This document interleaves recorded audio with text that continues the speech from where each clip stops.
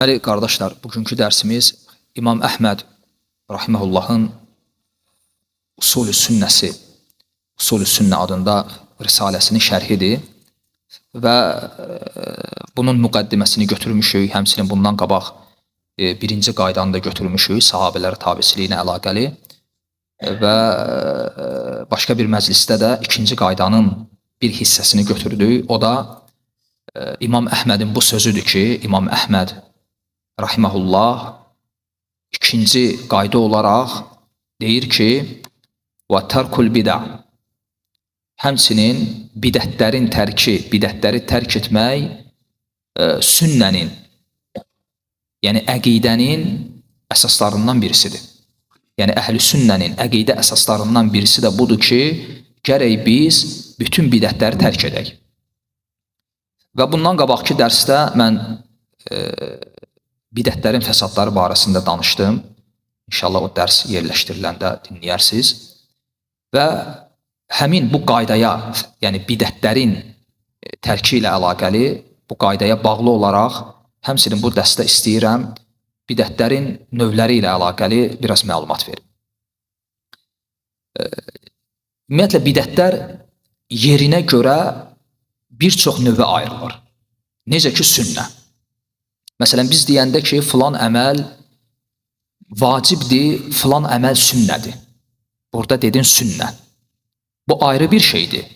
Və deyəndə də ki, filan şey həm Qur'anda varid olub, həm sünnədə. Bu isə təmiz ayrı şeydir.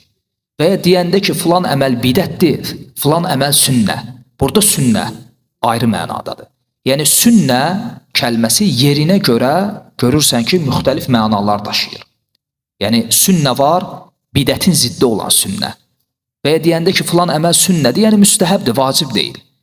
Həmçinin deyəndə sünnə, yəni filan şey Qur'anda varid olub Allahın kəlamında və ya sünnədə, Peyğəmbərin kəlamında.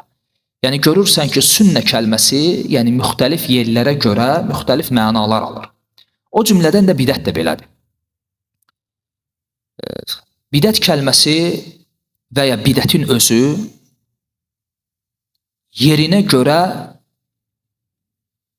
bir çox növə ayrılır. Və onlardan birincisi budur ki, əl-bid'atul lüğaviyyə vəl-islahiyyə və ya şər'iyyə. Yəni lüğəvi mənada olan bidət və şəri, islahi mənada olan bidət. Yəni alimlər məsələn deyirlər ki, bidət iki hissəyə bölünür. Bir, lüğəvi mənada olan bidət, ikincisi islahi mənada olan bidət. Bu bidətin növlərindəndir.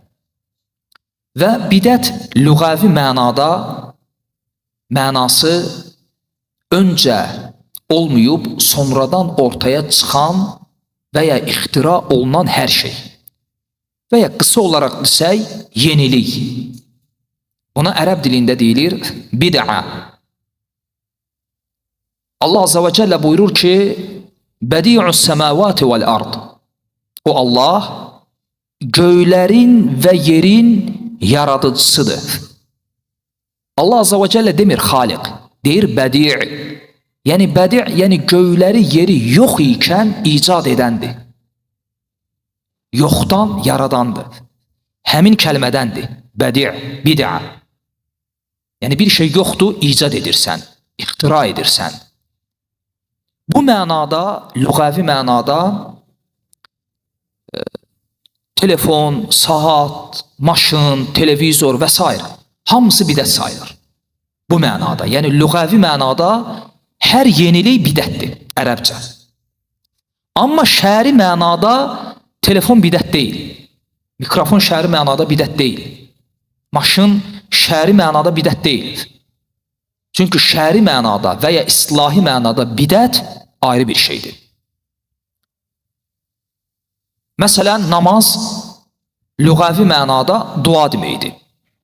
İndi kimsə dua etsə, deyə bilər ki, mən namaz qıldım. Yox. Çünki islahi mənada, şəri mənada namaz təkbirlə başlayıb, təslimlə, salamlarla bitən və xüsusi sözlərdən və əməllərdən ibarət ibadətin adıdır. Yəni lüğəvi məna ilə islahi şəri məna bir-birindən ayrılır. Baxma ki, aralarında bağ olsa da. lüğavi məna ilə şəri mənanın arasında möhkəm əlaqə olsa da. Bidət də belədir. İstilahi mənada bidət nədir? Dində olmayıb, sonradan din adına ortaya çıxarılan və onunla Allaha ibadət, yaxınlıq qəsd edilən hər şey. O şey ki, sonradan ortaya çıxıb, din adına, dində və şəriətin əsillərinə də müxalifdir. Yəni, o əməlin dində əsli yoxdur. Dində ortaya çıxıb, din adına və onunla Allaha təqarrub, yaxınlıq qəsd edilir. Belə olan bütün əməllər şəri istilahi mənada nədir? Bidətdir. Bu bidətin birinci növüdür. Yəni, lüğavi və istilahi mənada, şəri mənada. Buna misal olaraq, misallar çoxdur və vaqiədə, praktikada da biz bunu yaşayırıq və görürük bu cür bidətləri. Və bidətlərin ikinci növü əl-bid'atul kulliyyə vəl-cüz'iyyə. Yəni, kulli bidətlər, bir də cüz'i bidətlər. Bunlar nədir? Şəriətdə bəzi bidət növləri var. O bidət növləri kulli bidətlər sayılır. Nə üçün? Çünki o bidətin altında çox saylı bidətlər toplandığına görə.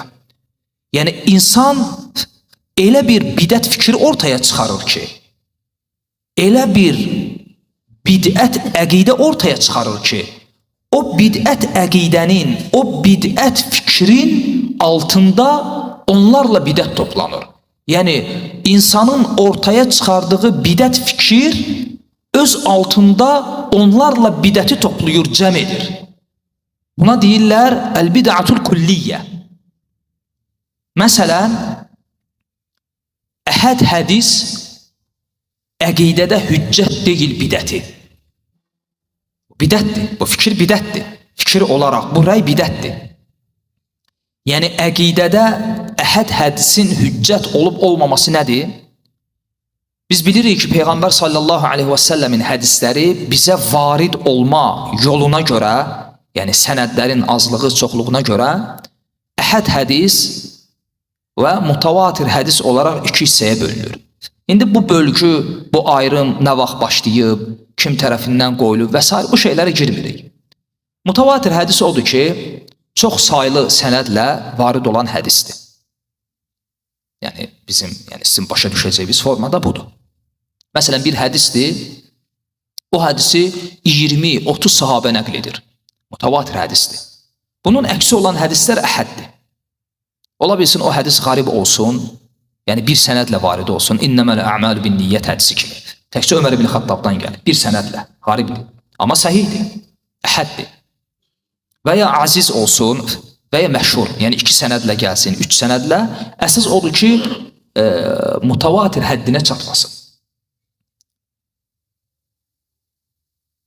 Və bəzi tayfalar gəlib, bəzi firqələr gəlib, ortaya belə bir fikir atıblar ki, əhəd hədis, yəni mutavatir olmayan hədislər, fiqhi məsələlərdə hüccətdir, amma əqidə məsələsində hüccət deyil. Deyiblər ki, əhəd hədis yəqinlik ifadə etmir, zən ifadə edir. Zən də əqidədə hüccət ola bilməz. Ona görə əhəd hədislə bizə gəlib çatan əqidə məsələlərini inkar ediblər. Cəhmilər, Mu'təzilə belə olur.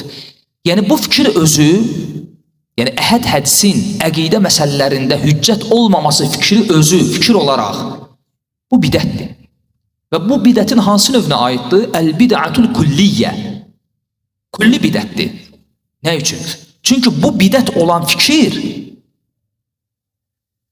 altında onlarla bidət toplanır. Məsələn, bu bidətə düşən adam gəlib deyir ki, mən qəbir əzabına inanmıram. Nə üçün? Deyir, çünki qəbir əzabı ilə əlaqəli olan dəlillər Quranda varid olmayıb, sünnədə də mutavatir hədislərdə varid olmayıb. Əhəd hədislərlə varid olub və əhəd hədislər də əqidədə hüccət deyil. Qeybi məsələlərdə hüccət deyil. Deməli, bu adam bu fikri qəbul etməklə qəbir əzabını inkar etdi, etmədi. Qəbir əzabını inkar etməsi özü ayrıca bidət deyə yox. Gör, bu fikir hansı bidətə gətirib çıxardı? Sonra gəlir, deyir ki, mən, məsələn, Mehdinin gələcəyinə inanmıram. Niyə? Çünki bu mutavatir sənədlə varid olmayıb, əhəd hədislərdə gəlib. Peyğəmbərin hovuzunu qəbul etmirəm, sıratı qəbul etmirəm, tərəzini qəbul etmirəm, qiyamətin böyük əlamətləri, kiçik əlamətləri qəbul eləmirəm. Niyə? Çünki hamısı əhəd hədislərlə varid olub. Ümumiyyətlə, əqidənin əsasını təşkil edən əqidə məsələlərinə baxsaq, bir çoxsu sünnədə əhəd hədislərlə varid olub. Və fikir ver, bir dənə bidət olan fikir, gör nə qədər bidətlərə gətirib çıxardı. Yəni, bu bidətin altında nə qədər bidətlər toplandı. Buna deyirlər ki, əl-bidətul kulliyyə. Aydındır? Bir də var əl-bidətul cüz'iyyə. Bunun tam əksi. Yəni, cüz'i bidətlər. O bidətlərdir ki, bidət fərd olaraq qalır, tək olaraq qalır. Və onun altında başqa bidətlər toplanmır. Yəni, o bidət başqa bidətləri özündə toplamır, cəm eləmir. Məsələn, Quran oxuyandan sonra sadaqallahul azim demək. Quran oxuyandan sonra sadaqallahul azim demək bidətdir. Və öz mislində bir sünnəni aradan qaldırıb. Ona görə sələflərdən Əbu İdris Əl-Havlani deyir ki, ümmət elə bir bidət çıxarmaz ki, o bidət gəlib öz mislində bir sünnəni aradan qaldırmasın. İmam Əhmədin Musnədində rəvat olunan səhih hədisdə anamız Ayşə radiyallahu anhə deyir ki, Peyğəmbər sallallahu aleyhi və səlləm olmazdı ki, Quran oxusun və oxuduğu Quran qirayətini bu zikirlə, bu kəlmələrlə bitirməsin. Subhanəkallahumma və bihamdik, əşhədu ən la ilahə illə ənt, əstəğfiruka və ətubu ileyk. Yəni, Quran oxuyarkən Quran qirayətini bu zikirlərlə tamamlamaq Rasul sallallahu aleyhi və səlləmlə bizə gəlib çatan səhih sünnədir. Və sadaqallahul azim bidəti bu sünnəti aradan qaldırır. Və lakin bu bidət, sadaqallahul azim bidəti kulli bidətdir, yox, cüzü bidətdir. Hər ikisi də zəlalətdir. Hər ikisi də oddur. Lakin kulli bidətin bəlası cüz'i bidətin bəlasından böyüdür. Deməli, bildik ki, bidətlər ayrılır lüğəvi, şəri. Əl-bidətul kulliyyə və cüz'iyyə. Həmçinin bidətlər ayrılır, qardaşlar, əl-bidətul əməliyyə və ya fi'liyyə, bir də əl-bidətul i'tiqadiyyə. Feyli əməli olan bidətlər, bir də etiqadlı olan bidətlər. Bu da bidətin başqa növüdür. Feyli bidətlər məlumdur. Belə bayaq dediyim bidət. Quran oxuyandan sonra sadaqallahul azim demək. Bu feyli bidətdir. Yəni, o bidət ki, dillə əlaqəlidir, zahiri orqanlarla, əzalarla əlaqəli bidətlərdir. İbadətlərdə, yəni əməllərdə olan bidətlərdir. Və saymaqla qutarmaq olmaz. Aydındır. Məsələn, dəstəmaz alarkən boyuna məs etmək. Əməli bidətdir. Dəstəmaz alarkən hər üzvü yuyarkən, bəzi fiqh kitablarında gəlir, hər üzvü yuyarkən xüsusi dualar. Üzü yuyarkən, ya Rabbim üzümü nurlandır.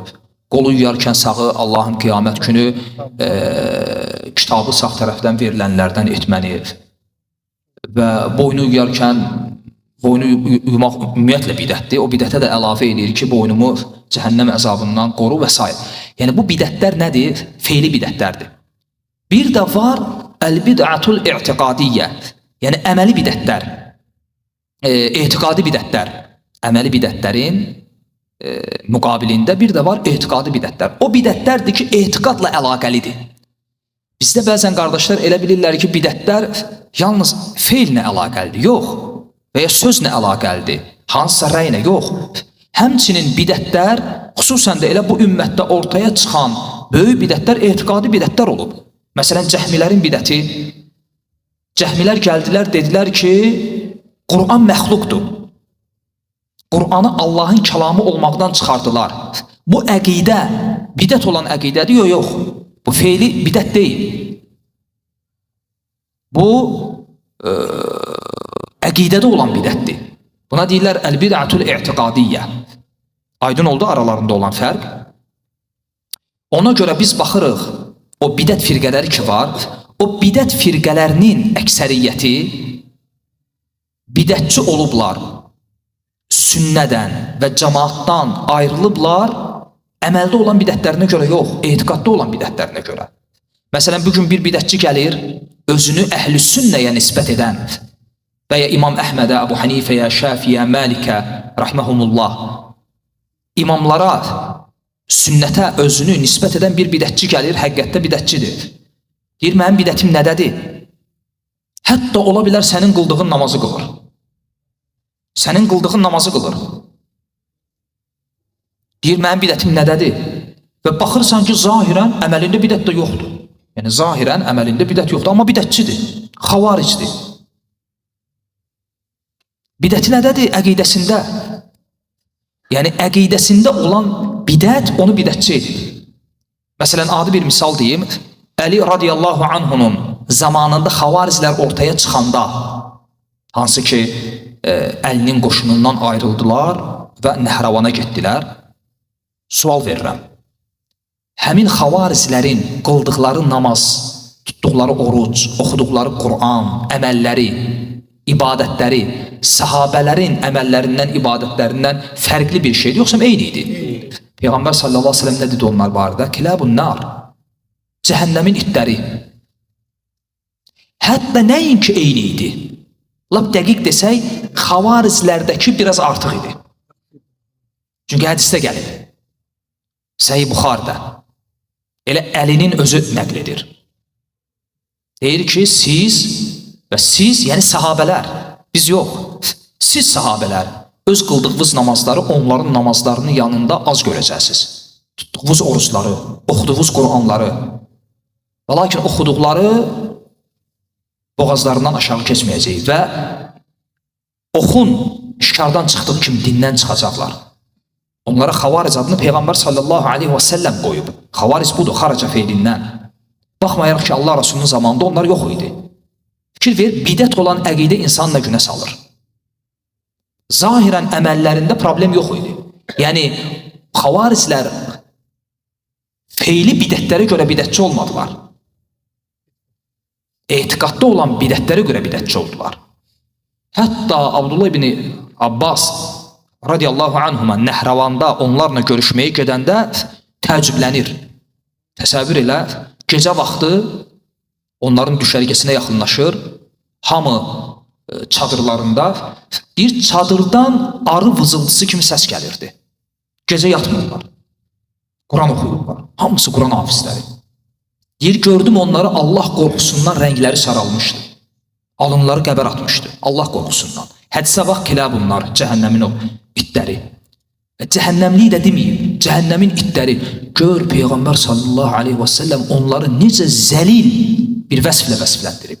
İbadət fayda vermədi. Nə üçün? Çünki bidət üzərində qurulub. Bu bidətin fəsadlarındandır. Bundan qabaqki dəstə mən qeyd eləmişəm. Bidətin fəsadlarından birisi odur ki, insan əməli Allah'a yüksəlmir. O dərsi inşallah dinləyəndə Allah fayda versin, yəni faydalanarsınız inşallah. Həmçinin bidətin növlərindən, xüsusən də bu növ aid olur bu etiqadi bidətə. Yəni etiqadi bidət ki var, onun özü də iki hissəyə bölünür. Var əl-bid'atul mukaffara, yəni insanı kafir edən bidət və insanı kafir etməyən bidət. Bu da etiqadı bidətlərin iki növüdür. Və buna da misal olaraq, məsələn, elə bidət olan etiqadlar var ki, o etiqadlar etiqadı bidət olsa da küfür bidət deyil. Məsələn, sufilər etiqad edirlər ki, Allah Azza və Cəllə bu kainatı Peyğəmbər sallallahu aleyhi və səlləmin nuru ilə yaranıb. Aydındır? Bu əqidə bidət olan əqidədir ya yox?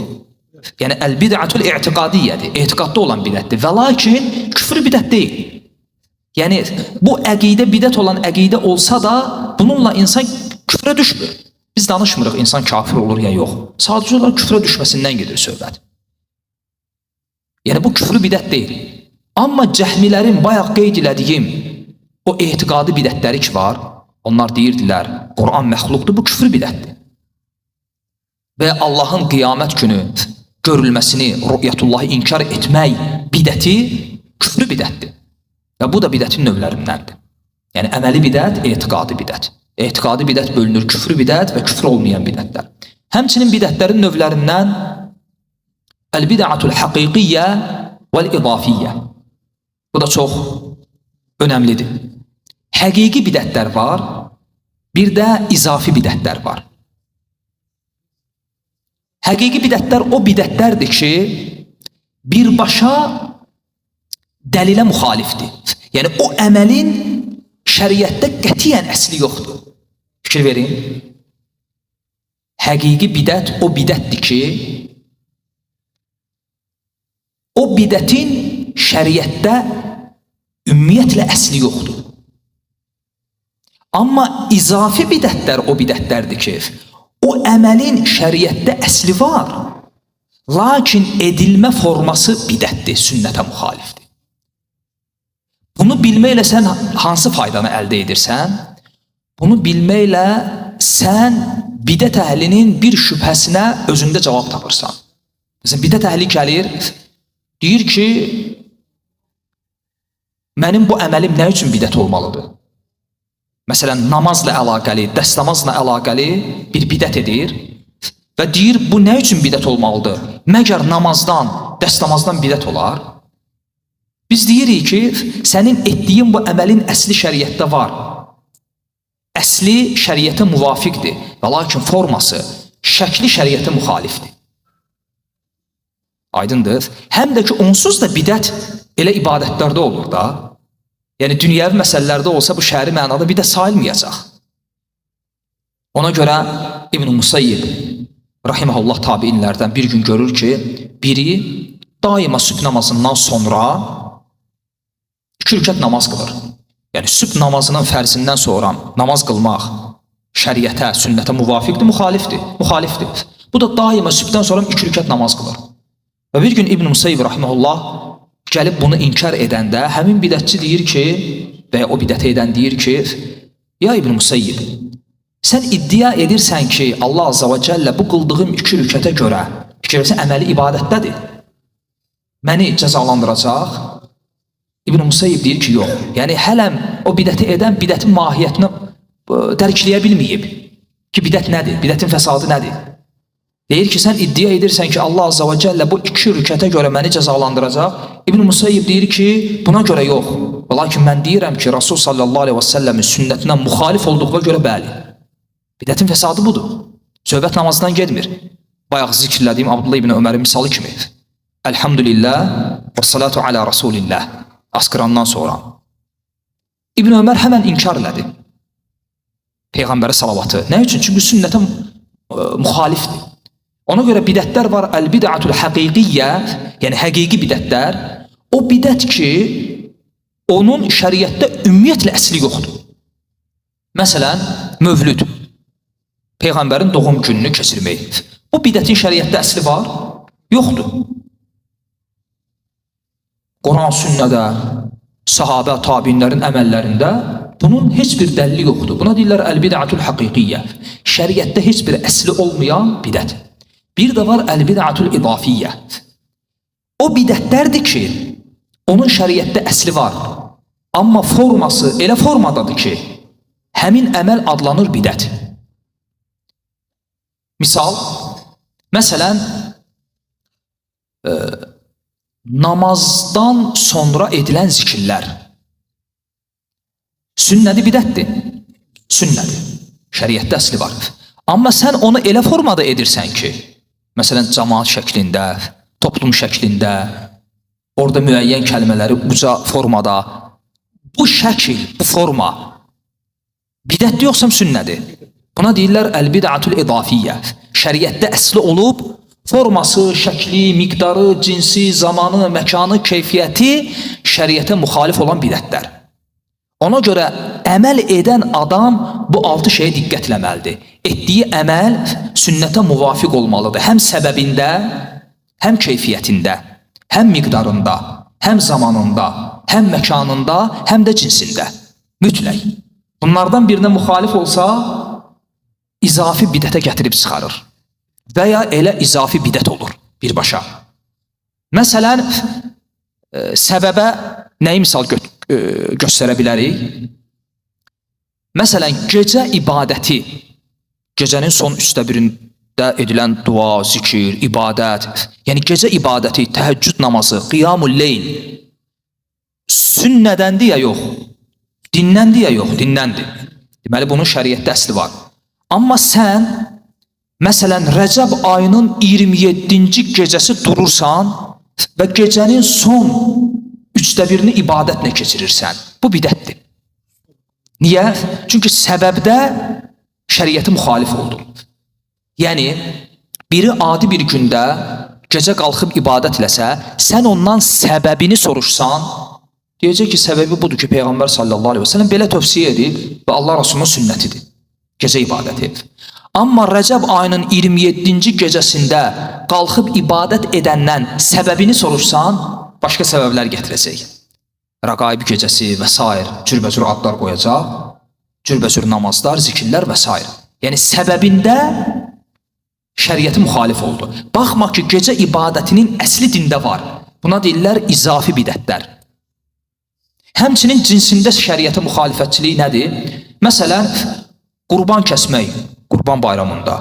Bu, bizim şəriətimizdir, yəni bunun dində əsli var. Amma biri indi gəlib qurban bayramında toyuq kəssə, at kəssə, aha, bu deməli şəriətə nədə müxalif oldu? O əməlin cinsində.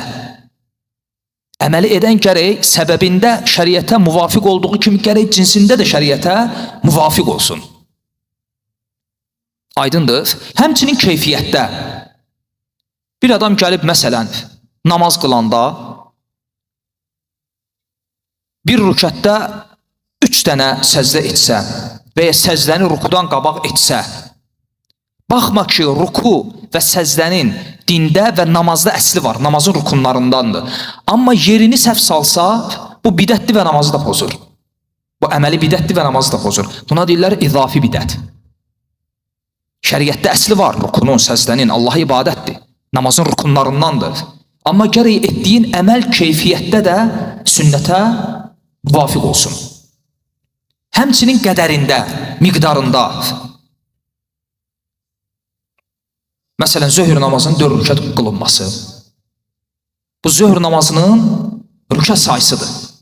Sən 5 qılsan, bu həm bidət olur və bu bidət sənin o əməlini batil edir. Gərək o əməlin miqdarında sünnəyə müvafiq olsun. Həmçinin zamanında gərək müvafiq olsun. Məsələn, biri qurban bayramı günü yox, Zilhiccənin 1-i, 2-si qurbanı kəssə, o əməlin əsli şəriətdə var. Çünki qurbanlıq dinləndir. Amma zamanında müxalif oldu. Gərək zamanında da şəriətə müvafiq olasan. Və bunu daim etsə, bu olur nə? İzafi bidət. Biz deyirik ki, sən əməlin bidətdir. Çünki qurban Zilhiccənin 1-i kəsilmir. Bidətdir və əməlin də batildir. Allah yüksəlmir. Və həmçinin gərək edilən əməl məkanda da şəriətə müvafiq olsun. Məsələn, biri etiqaf edir evində, otağından çıxmır. Biz deyirik ki, sənin bu əməlin bidətdir. Bizə desək ki, niyə? Etiqaf bidətdir. Biz deyirik ki, əslində yox. Əslində şəriətə müvafiq olmuşsan. Çünki etiqaf dinləndir, sünnədəndir. Amma məkanında müxalif olmuşsan. Çünki etiqafın məkanı ev deyil, haradır? Məscidlərdir. Buna deyirlər izafi bidətlər. Aydın oldu həqiqi bidətlərlə izafi bidətlər arasında fərq. Həmçinin bidətin növlərindən nə qədər qalıb? Saata. Həmçinin bidətin növlərindən el-bid'atul lazimə və ona həmçinin deyirlər xassa vəl-bid'atul mutaaddiyə və ya ammə. Lazimi bidətlər və mutaaddi olan bidətlər və ya ümumi bidətlər və xüsusi bidətlər. Həmçinin bidətlər bu cür iki hissəyə bölünür. Lazımı bidətlər o bidətlərdir ki, insan bunu edir və o bidət onun özü ilə məhdudlaşır. Yəni o bidətin təsiri kənara keçmir. Bayaqki misal. Quran oxuyur, oxuyandan sonra deyir, sadaqallahul azim. Bu bidət ləzimi bidətdir. Özünə xasdır. Amma bir də var el-bid'atul mutaaddiyə və ya ammə. O bidət ki, sənin özünlə məhdudlaşmır. Məsələn, Peyğəmbər sallallahu aleyhi və səlləmin doğum gününü qeyd etmək cəmaat şəklində və ya namazdan sonra oxunacaq zikirləri səsli şəkildə, toplum şəkildə, məsciddə, çünki bu səninlə məhdudlaşmır, səndən kənara da çıxır. O bidətin təsirini başqaları da görür, başqaları da sənə qoşulur, başqalarını da yüklüyürsən. Və şək yoxdur ki, el-bid'atul mutaaddiyə, el-bid'atul lazimədən fəsadı daha böyükdür. Çünki bidətləri yayır həm də. Bidətin fəsadını, dairəsini daha da böyüdür. Və bu da bidətin növlərindəndir. Və həmçinin bidətin növlərindən birisi də el-bid'atul fi'liyyə vəl-bid'atul tərkiyyə. Bu çox önəmlidir, buna diqqətlə qulaq asın. Bunu qeyd eləməmişdən qabaq, yəni feili bidət və tərki bidət, bunun tam əksi olan sünnətul fi'liyyə və sünnətul tərkiyyəni bilmək lazımdır. Sünnə özü də iki hissəyə bölünür. Feili sünnə və tərki sünnə. Feili sünnələri bilirsiniz. Peyğəmbər sallallahu aleyhi və səlləmin etdiyi və ya edilməsinə təşviq etdiyi sünnələr, feili sünnələrdir. Amma bir də var sünnətul tərkiyyə, tərki sünnələr. Buna məsələn misal olaraq, məsələn azan, cəmaat namazları üçün azan çəkmək, cümə namazı üçün azan çəkmək. Bu feili sünnədir. Yəni azanın hökmünü demirəm. Vacibdir, fərzdir, yox. Bu feili sünnədir. Çünki Peyğəmbər sallallahu aleyhi və səlləmin zamanında cəmaat namazı üçün azan çəkilirdi. Cümə namazı üçün azan çəkilirdi. Düzdür? Buna deyirlər əs-sünnətül fi'liyyə, feili sünnə. Yəni Allah Rasulü bunu edib. Amma Allah Rasulü bayram namazı üçün azan çəkib və ya çəkilməsini əmr edib, yoxsa bayram namazı üçün azanı tərk edib. Buna deyirlər əs-sünnətül tərkiyyə. Yəni bayram namazı üçün azanı tərk etmək özü nədir? Sünnədir. Feili yox. Çünki etmirsən. Tərki sünnədir. Aydın oldu? Bidətlər də belədir. Var el-bid'atul fi'liyyə, feili bidətlər, o bidətlər ki onu edirsən. Yəni o bidətlər ortaya çıxır sən onu etməklə. Amma bidətin elə növləri var ki, o bidətlər ortaya çıxır sən nəyisə tərk etməklə. Onda gərək edəsən. Ona deyirlər el-bid'atul tərkiyyə. Məsələn, evlilik sünnədir, Peyğəmbər sallallahu aleyhi ve sellem sünnətidir. Bir adam hər hansı bir mötəbər səbəbə görə evliliyi müvəqqəti tərk etsə, bunun hökmü mübahdır. Yəni şəri və mötəbər səbəbə görə evliliyi tərk edir. Bu mübahdır. Amma bir də var adam evliliyi tərk edir və bu əməlin üzərində israr edir. Bunun hökmü bidət deyil, haramdır. Xüsusən də onu, o evlisizliyi harama aparacaqsan. Bu haramdır. Yəni evliliyi tərk edir və bunun üzərində israr edir. Əzm ki, evlənməyəcəm. Bu haramdır. Amma evliliyi tərk edir. Üçüncü növə baxın. Tədəyyünən etiqadla, din olaraq, yəni bu evliliyi tərk etməyi Allaha yaxınlaşdıracaq bir amil kimi qəbul edərək. Bu adlanır əl-bid'atu tərkiyyə. Evliliyi tərkləməsiyle bu bidət adlanır. Bu dində bidətdir. Allah subhanahu wa ta'ala bizə yeməyi, içməyi halal edib, pakları. Məsələn, ət yemək bizə halaldır. Bir insan gəlir, deyir ki, mən ət yeməyəcəm. Bəzi insanlar var, ət yemir. Və ya ət yeməyi haram bilir. Yəni qoyun əti, balıq əti, hər hansı bir ət, toyuq əti. Bu asidir. Bu adam asidir. Allah'ın haram ettiğini, Allah'ın halal ettiğinin haram olduğuna etiqad edir. Bu insan asidir. Amma bir insan gəlib desə ki, mən ömrüm boyunca ət yeməyəcəm və bununla etiqad edir ki, bu onu Allaha yaxınlaşdıracaq əməllərdəndir. Yəni o ət yeməyi tərk edir tədəyyünən, din olaraq, taqarruban ilallah, Allaha yaxınlaşdıracaq bir əməl olaraq. Bu bidətdir. Yəni ət yeməməsi bidət olur. Buna deyirlər əl-bid'atu tərkiyyə. Bidətin növlərindəndir. Və bunun dəlilləri, yəni dəlillərindən birisi nədir? Yəni əl-bid'atu tərkiyyənin dəlillərindən Səhih Müslimdə gələn hədis. Peyğəmbər sallallahu aleyhi və səlləm zamanında 3 sahabə kənarda, Mədinənin kənarında yaşayan bədəvi ərəblərdən 3'ü gəlir Allah Rasulunun evinə və Peyğəmbər sallallahu aleyhi və səlləmi tapmırlar. Və möminlərin anası Ayşə radiyallahu anhədən Allah Rasulunun orucu, namazı barədə soruşurlar. Biri soruşur ki, Allah Rasulunun orucu necə idi? Biri soruşur, gecə ibadəti necə idi? Və biri də zövcələri ilə olan münasibətini soruşur.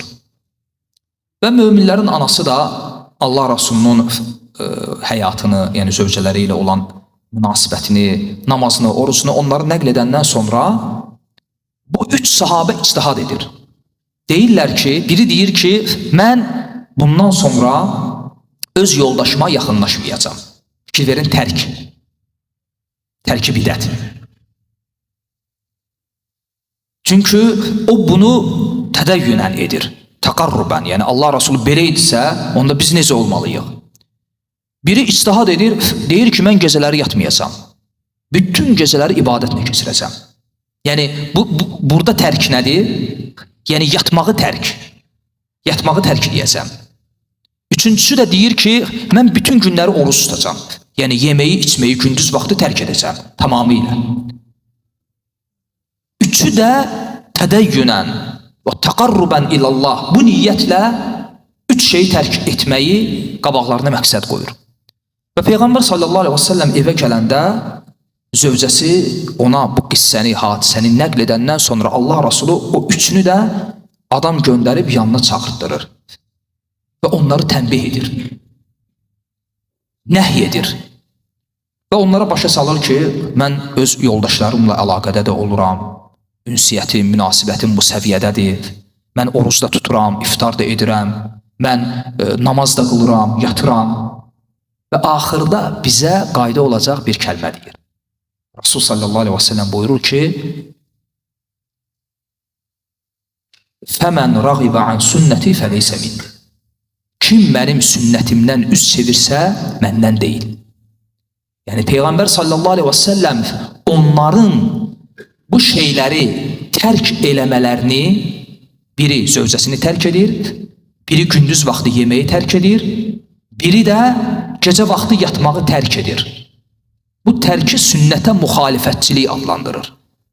Və bu əl-bid'atu tərkiyyənin dəlillərindən birisidir. Və dua edirəm ki, Allah subhanahu wa ta'ala məclisimizi faydalı eləsin və doğrusunu Allah bilir. Və sallallahu ala Muhammedin və ala alihi və sahbihi və səlləm.